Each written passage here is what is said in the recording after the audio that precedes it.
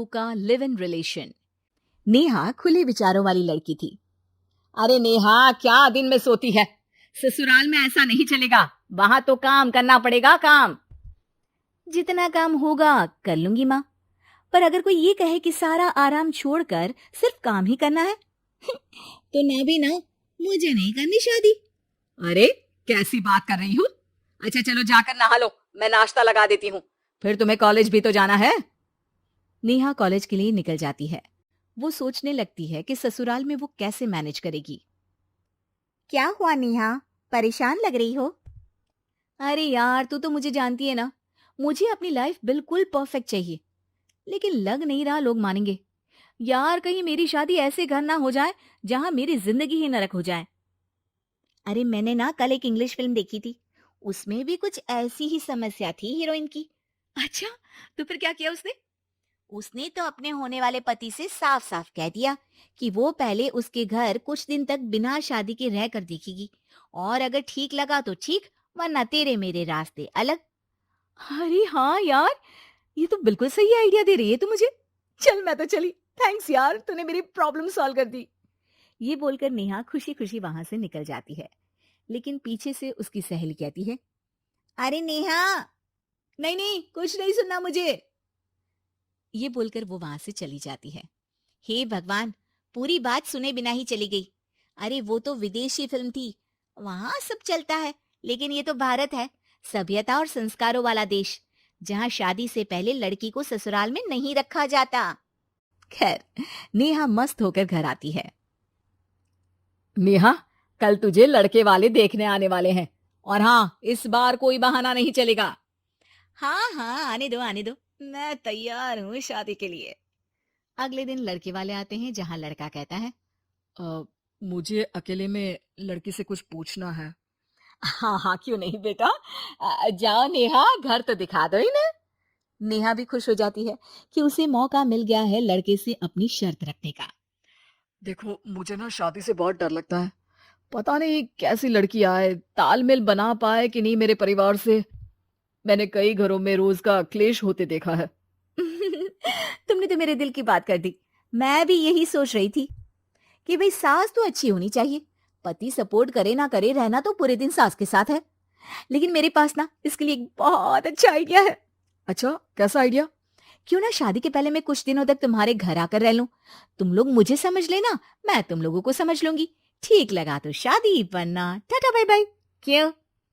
लड़के को नेहा की बात में दम लगता है। वो घर के सभी लोगों के सामने नेहा की बात रखता है। अरे पागल हो गई है क्या? ये कैसी शर्त है? अरे शादी से पहले मैं क्यों तुझे किसी और के घर भेजूंगी रहने? अरे लड़की के ख्याल तो 20 साल आगे के हैं, इतनी भी खुले विचारों वाली लड़की नहीं चाहिए हमें। अरे माँ, क्या बुरा और गलत बोल रही है ये? रहना तो हम दोनों का है ना, कल को कोई परेशानी आई तो तुम सब तो ये बोलकर निकल जाओगे कि जिंदगी तुम लोगों को ही निभानी है, तुम लोगों को जो करना है करो। तब क्या करूंगा बताओ?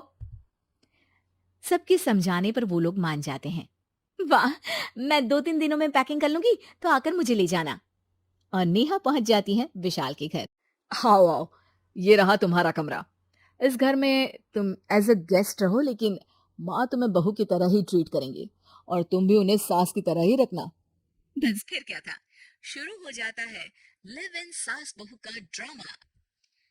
अरे चाय तो बना दे बहू। जी सासू माँ, अभी लाई।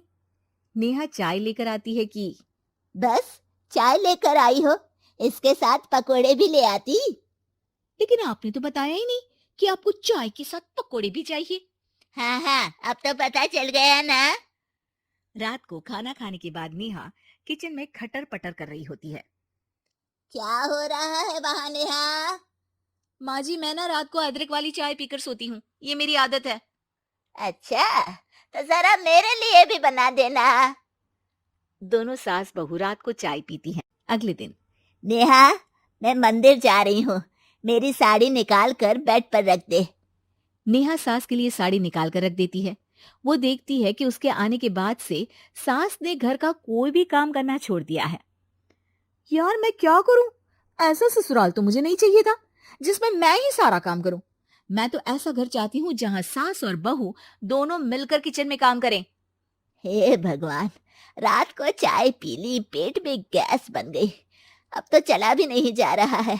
मुझे तो ऐसी बहू चाहिए जो हेल्थ के प्रति कॉन्शियस हो, क्योंकि वो ठीक रहेगी तभी तो मैं ठीक रहूंगी। दोनों समझ जाती हैं कि वो लोग एक दूसरे के लिए नहीं बने हैं। अगले दिन नेहा, जरा चाय तो ले आना। नेहा चाय के साथ चिला भी बनाकर ले आती है। सास खा पीकर सो जाती है। अगली सुबह तेरी बुआ सास आ रही है, उसे मैंने तेरे बारे में बताया है।